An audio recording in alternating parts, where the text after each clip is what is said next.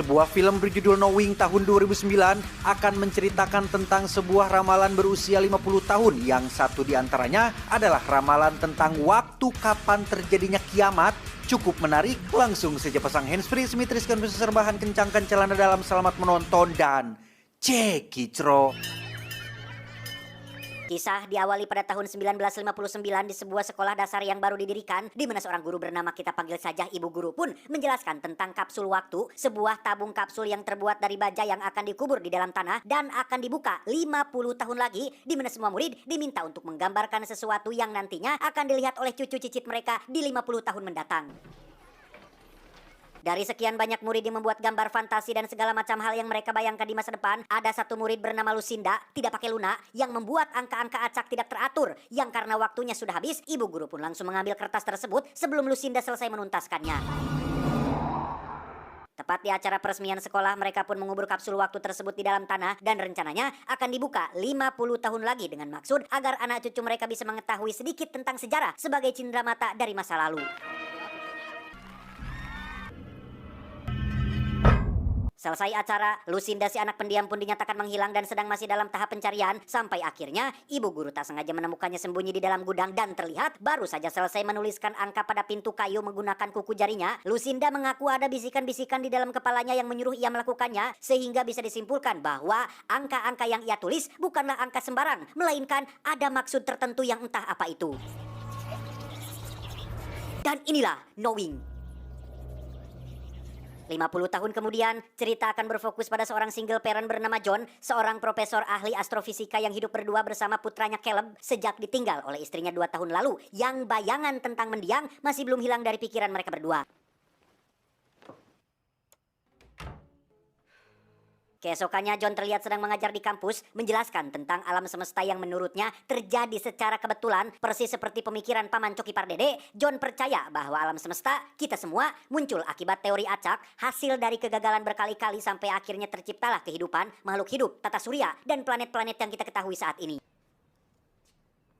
Selesai mengajar, John pun pergi ke sekolah Caleb putranya untuk menghadiri acara perayaan 50 tahun berdirinya sekolah dasar tersebut, di mana si ibu guru yang kita lihat tadi di awal kini sudah tua, tapi masih kuat untuk hanya sekedar menggunting tali pita. Sesuai aturan, mereka akan menggali kapsul waktu berisi gambar-gambar yang dibuat oleh nenek mereka 50 tahun yang lalu, yang mana dari sekian banyak gambar yang dibagikan kepada para siswa, Caleb secara kebetulan mendapat kertas berisi angka yang dibuat oleh Lucinda, sekaligus melihat penampakan sosok pria berbaju hitam misterius yang seolah berbisik melalui pikirannya.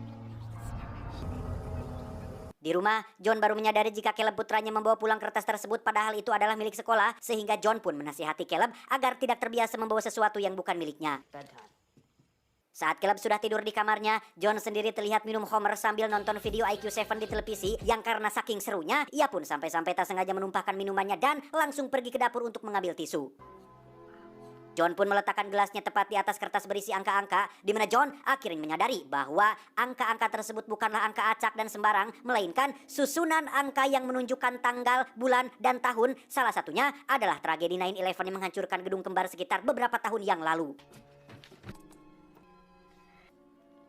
Penasaran, John pun menuliskan semua angka yang ada di kertas tersebut pada papan tulis dan mulai mengecek satu persatu susunan angka yang ada. Dan benar saja, semua angka-angka tersebut adalah tanggal, bulan, dan tahun yang ditulis secara berurutan untuk menunjukkan tragedi atau bencana yang sudah dan belum terjadi.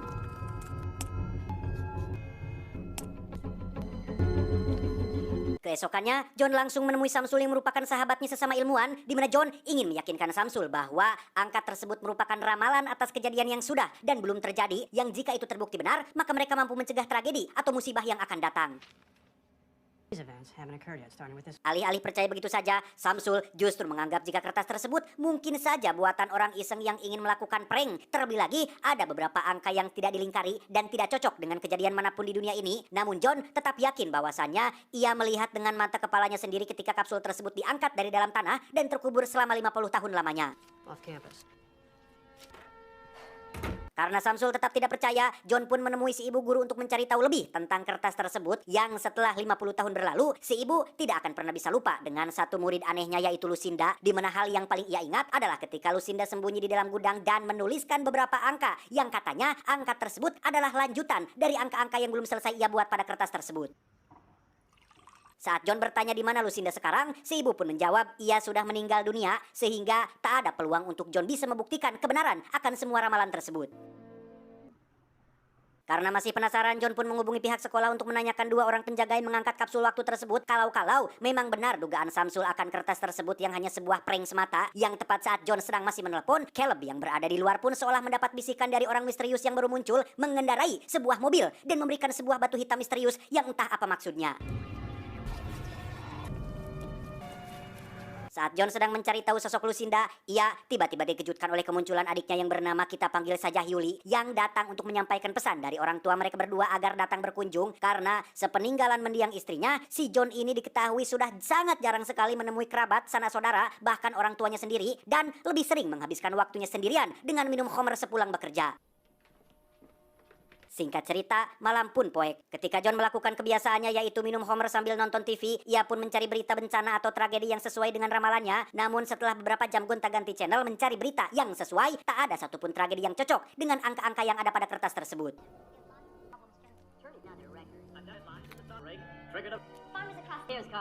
Keesokan siangnya tepat saat hujan turun, John bangun sangat siang sekali gara-gara kebiasaan minum khamrnya, sehingga Caleb yang seharusnya sudah dijemput pulang sekitar 1 jam yang lalu harus menunggu ayahnya datang tepat saat lalu lintas sedang mengalami kemacetan parah.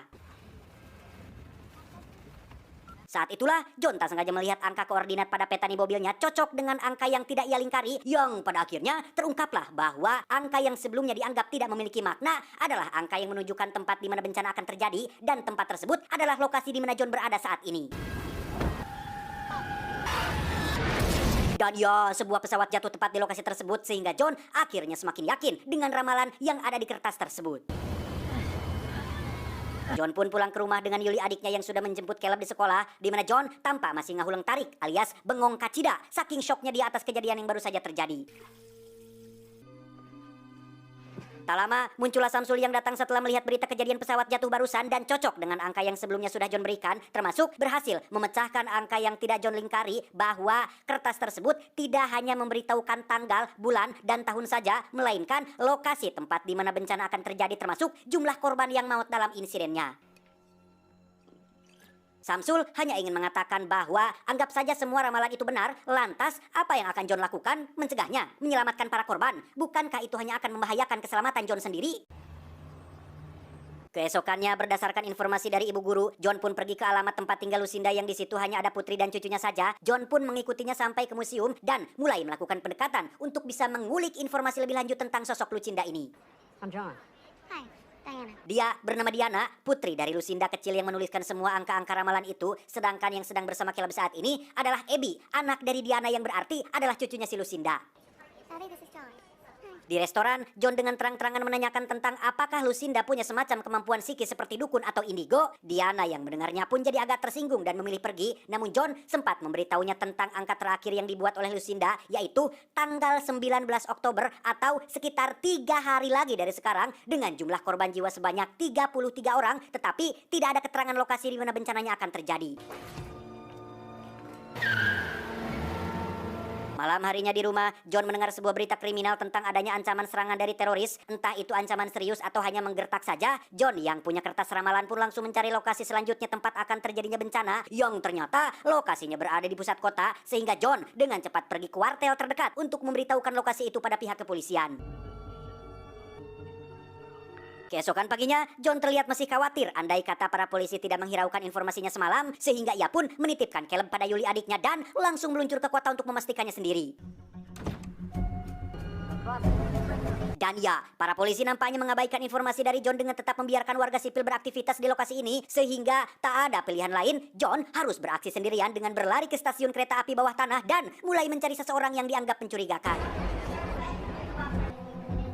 Tak lama, John pun akhirnya menemukan orang yang dimaksud. Ia terlibat kejar-kejaran dengan si tersangka sampai akhirnya kereta pun berhenti dan mereka berdua masuk ke dalam sana. Saat para polisi datang, John langsung memberitahu bahwa pria itulah pelakunya. Namun ternyata si pria hanyalah seorang pencuri biasa yang mencuri beberapa buku dari toko karena bencana aslinya ternyata bukanlah dari teroris, melainkan dari sebuah kereta yang mengalami anjlok dan tiba-tiba Sebanyak 170 orang maut dalam kejadian itu persis seperti yang tertera pada ramalan. Dan kini hanya tinggal satu ramalan lagi yang belum terjadi, yaitu tanggal 19 Oktober sebanyak 33 korban jiwa tanpa ada keterangan lokasi di mana bencananya akan terjadi. Demi untuk mengetahui di mana lokasi bencananya, John dan Caleb pun kembali menemui Diana dan Abby putrinya yang setelah melihat rentetan bencana yang sudah terjadi, Diana akhirnya setuju untuk membawa John pergi ke rumah lama Lucinda ibunya yang sudah lama tidak dikunjungi. Tiba di sana, Diana baru menyadari tentang angka 33 yang menjadi nomor terakhir di kertas tersebut. Menurutnya, itu bukanlah angka, melainkan huruf. 2 huruf, E. Entah apa maksudnya, John dan Diana pun langsung masuk ke dalam dan meninggalkan Caleb Abby di dalam mobil. Sembari melakukan penelusuran di semua sudut rumah, Diana mengatakan bahwa Lucinda ibunya mengaku sering mendapat bisikan dari suara misterius persis seperti yang dialami oleh Caleb tempo hari, di mana mereka menemukan sebuah gambar berisi seseorang yang mendapat surat dari dewa yang mungkin itu adalah semacam representasi atas apa yang dialami oleh Lucinda, dan bisa jadi bisikan itulah yang memberitahu Lucinda tentang semua angka ramalan tersebut. Tak hanya itu saja, John juga menemukan batu hitam yang tersimpan di kolong kasur, di mana saat John membukanya, di situ terdapat tulisan yang dibuat oleh Lucinda yang pada akhirnya terungkaplah bahwa huruf E yang dimaksud adalah singkatan dari kata everyone else yang artinya semua orang, sehingga bisa disimpulkan bahwa bencana yang terjadi pada 19 Oktober besok adalah bencana besar setara kiamat yang akan memusnahkan semua umat manusia di muka bumi ini.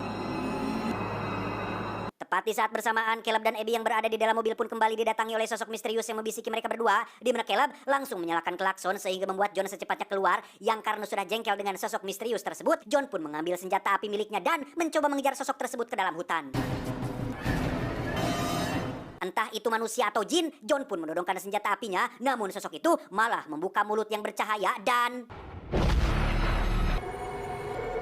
John, Diana, dan anak-anak pun terlihat sudah berada di rumah John, di mana Diana masih saja tak percaya dengan ramalan Lucinda ibunya dan menganggap ia hanya mengarang saja, saking tak percayanya Diana akan besok yang menjadi akhir dunia ini. Keesokan paginya, John mendapati Abby sedang mewarnai gambar yang ia ambil dari rumah lama Lucinda, yang mana menurut Abby itu adalah matahari. Sehingga ketika John menyadari bencana besarnya berkaitan dengan pusat tata surya yaitu matahari, ia pun segera meluncur ke observatorium yang menjadi tempat bekerjanya si Samsul. Hey John, what happened? Tanpa banyak omong, John pun langsung meminjam komputer milik Samsul untuk memeriksa aktivitas matahari dengan menggunakan software simulasi. Dan benar saja, matahari akan mengalami ledakan terbesar dalam sejarah yang dampaknya bisa merobek lapisan ozon planet bumi dan meratakan semua yang ada di permukaan. Sehingga, ya, sesuai ramalan terakhir pada kertas tersebut, hari ini adalah hari terakhir bagi seluruh makhluk hidup yang ada di muka bumi ini. Right? Mendengar perbincangan John dan Samsul barusan, Diana langsung menunjukkan penyesalannya yang selama ini menganggap Lucinta ibunya gila dan ngarang-ngarang cerita. Namun karena tidak ada waktu untuk bersedih-sedih, Diana langsung teringat dengan sebuah goa yang sering ia kunjungi waktu kecil. Dan mungkin hanya itulah satu-satunya tempat paling aman untuk mereka bisa selamat.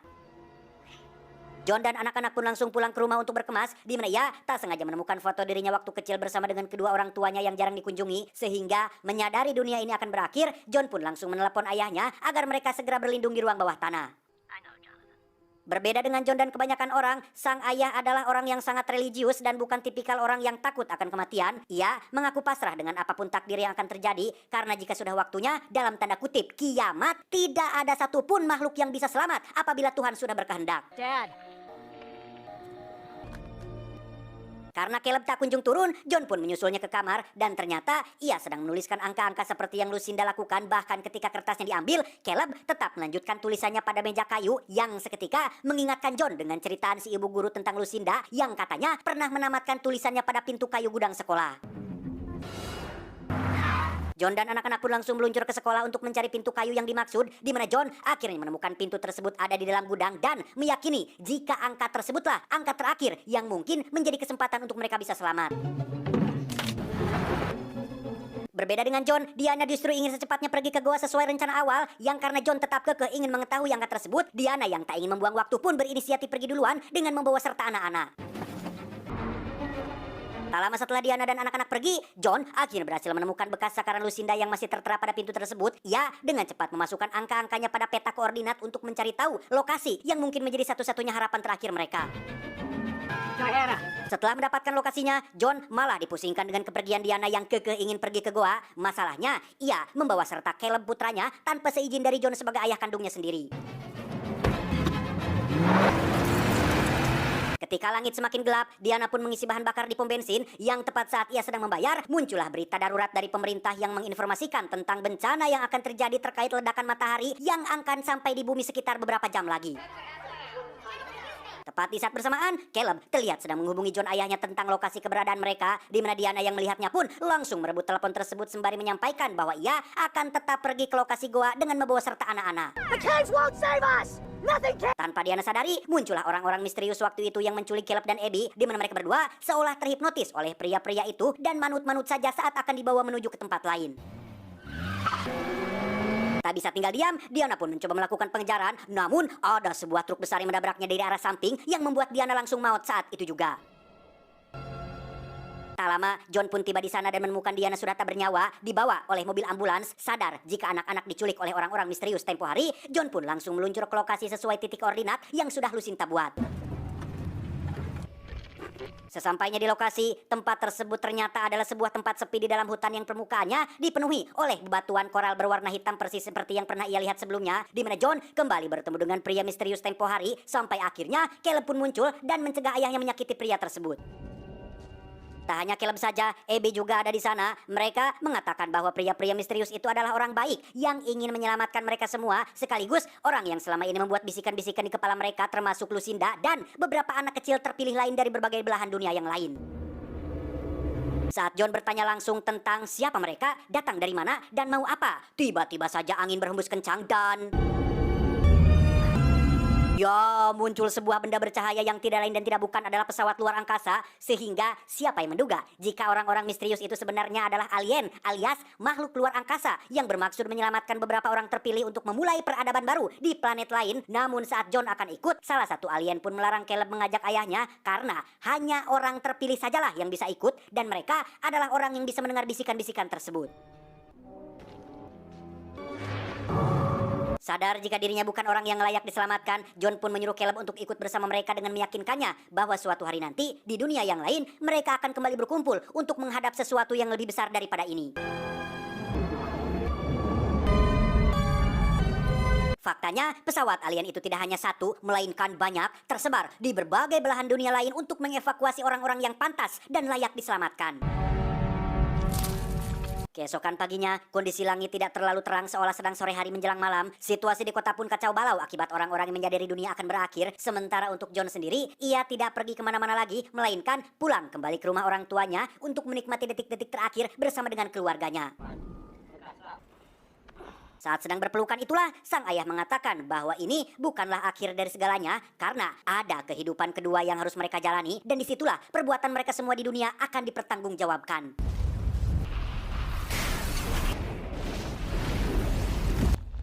Setelah semua makhluk hidup di planet bumi punah, kita akan dibawa menuju ke planet lain yang sangat jauh dari tata surya kita, di mana Caleb dan Abby terlihat diturunkan di sana untuk memulai peradaban baru dengan sebuah pohon yang terlihat seperti pohon buah yang menjadi simbol awal terciptanya dua manusia pertama. Tamat, ending yang sangat mengfantasikan. Masih jadi perbincangan tentang sosok yang menyelamatkan orang-orang terpilih. Apakah mereka alien atau entitas lain yang lebih tinggi? Entahlah. Justru saya punya teori menarik tentang mungkinkah bencana-bencana yang terjadi termasuk ledakan matahari itu adalah ulah dari si alien itu sendiri. Mereka pura-pura bikin ramalan. Mereka juga yang sebenarnya diam-diam menjadikan ramalan itu jadi kenyataan. Mungkin nggak teman-teman? Apakah para alien itu adalah tukang wadul semua? Tukang bohong semua? Pura-pura nyiptain skenario bencana supaya bisa melenyapkan manusia-manusia yang dianggap rusak alam? Mungkin nggak teman-teman? Pesan yang bisa kita ambil dari film ini adalah orang yang mempercayai ramalan nasib akan setia kepada peramal yang ramalannya baik dan menjauhi yang ramalannya buruk, tetapi hidupnya tetap akan diliputi kebingungan. Ingat, jika sudah waktunya hujan akan turun, jika sudah masanya bunga akan mekar, dan jika sudah waktunya doa-doa pasti akan dikabulkan. Saya John mewakili jajaran direksi yang bertugas mengucapkan terima kasih dan sampai jumpa di video selanjutnya. Adios. Ingus.